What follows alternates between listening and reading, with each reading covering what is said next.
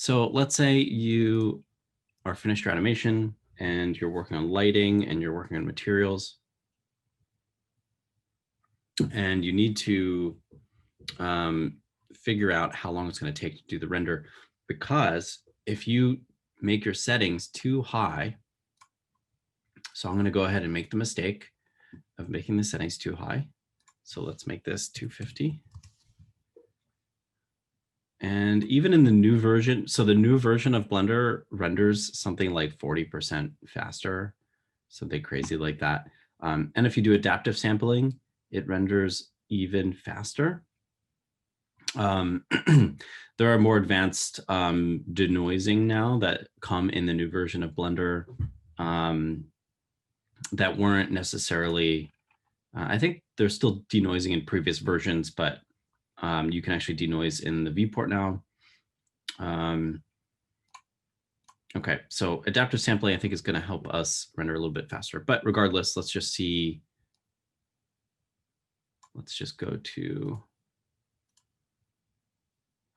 this shot here. So let's see how long it will take to render maybe one of our more complicated shots, which is frame 65.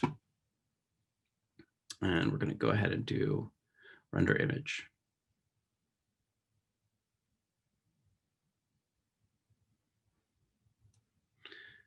Okay, that went super fast. And so this was about 4.83 seconds. So this is going to be set up with, so I actually just switched into a different scene, which had Eevee configured. So you want to be careful if you are switching data blocks for your scenes, that you're updating your configuration. But let's just do a quick calculation. So I know that I've got 1, 2, 3, 4 scenes that I'm going to be, 3 scenes at 144 frames. So let me just try that again, calculator. So we've got 3 scenes. Right, so I'll be rendering 432 frames out in addition to whatever these are. So another 100 frames, so plus 100. And then I've got, I don't know what 92 minus 44 is. So 532.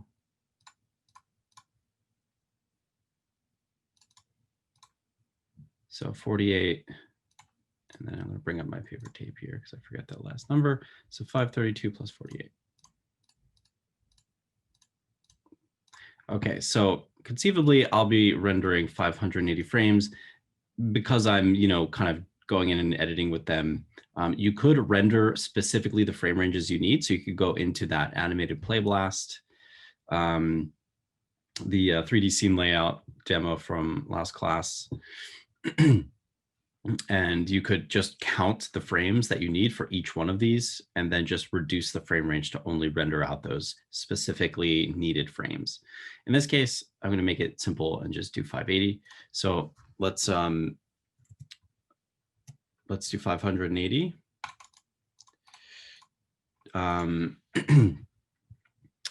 Times 4.8 seconds. So that's 2,784 seconds. Divided by 60, so 46 minutes. Okay, so this is a very accomplishable scene with these Eevee settings here. And my Eevee samples are very low. I only have 16 for the rendering. So once I start increasing the quality, so let's just keep that around 45 minutes just to keep it simple for ourselves. I'm going to go ahead and change this to cycles. Turn on adaptive, just bump up the quality. Let's see what this looks like in the viewport. See if I actually have lighting.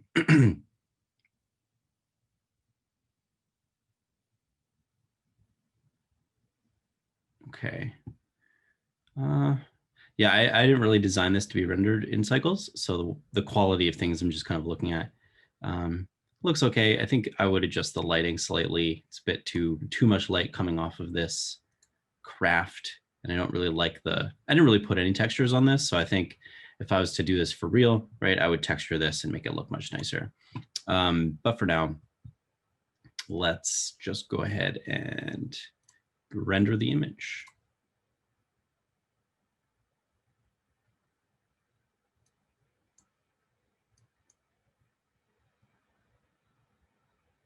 So this is rendering pretty quickly on my computer, especially, you know, I have 250 samples here, and then adaptive sampling is actually deciding how many should be calculated for. So probably things that are closer to the camera will get that full 250. So I'm going to turn that off in a minute and see what the difference is. So just a quick note about this render window. You have different slots here available, so you can actually save your test renders out into these different slots. So if I went to slot 2 here, I could render another image and it won't overwrite this one if I choose slot 2 before I hit render. So I'll show that in a second.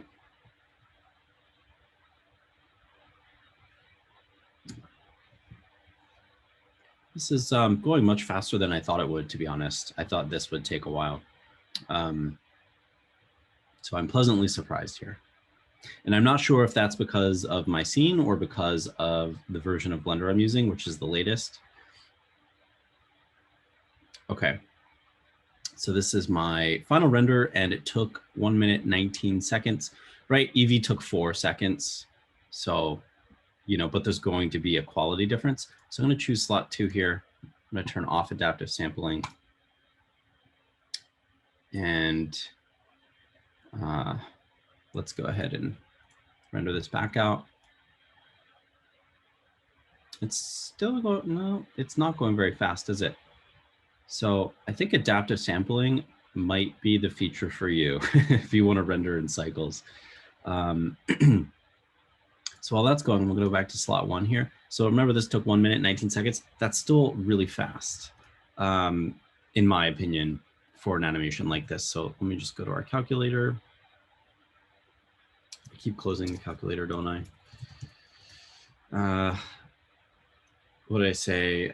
580 frames, right? Times 1 minute. And so you can't really like type 1.19 in, because 19 seconds isn't like, that's like, I guess a quarter would be like 1.25 minutes. So we can do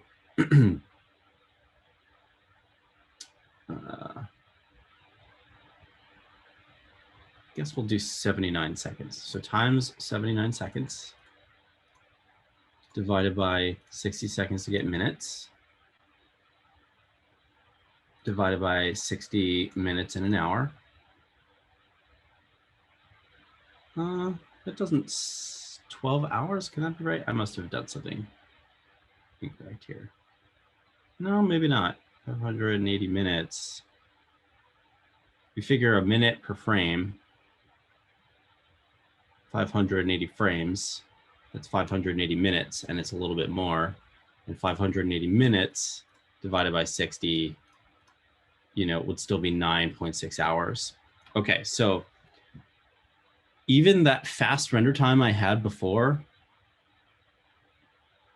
of 1 minute and 19 seconds is still 12 hours is what I actually calculated on your one computer. And that's if it automatically switched scenes.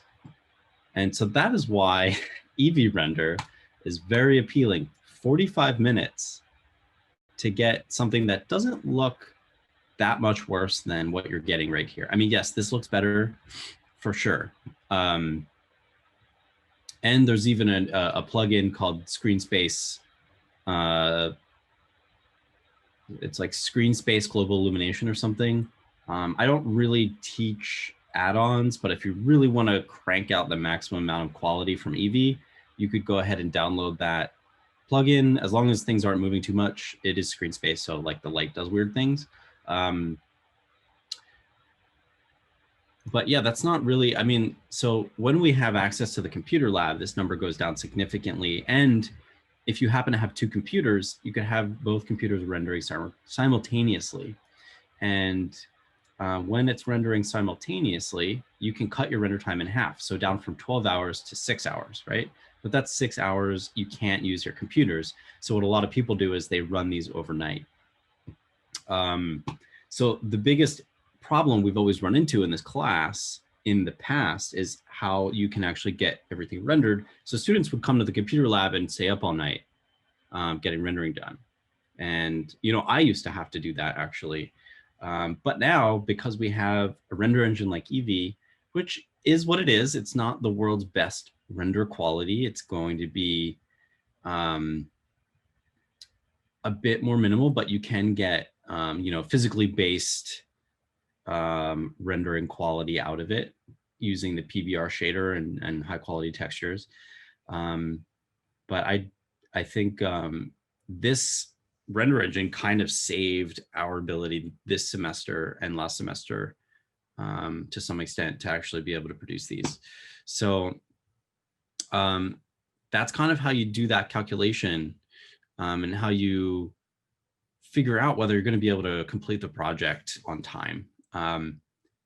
Back when we used Maya and we had to use render engine called Mental Ray. Mental Ray was really slow, and it took probably 10 minutes per frame was a good render. Like that was a decent render time. And so when I had to use that, I would use up 20 computers in the classroom to like every single computer I would have rendering different frames. And this is why they have things like render farms at large animation studios. They have whole buildings full of computers so that the artist can do the shot, the animator can do the shot during the day, send it off to the render farm, and then an employee or a group of employees would make sure that that render completed overnight so that when the animator came back in the morning, their shot was done and they could see it. Of course, we don't have that luxury here. So yeah, so we do kind of have the Eevee render here to make it so it's possible to produce animations now. So we're fortunate and it's much easier than it used to be. I don't know how I would have taught this class using an animation project. I probably would have a project that's very restricted.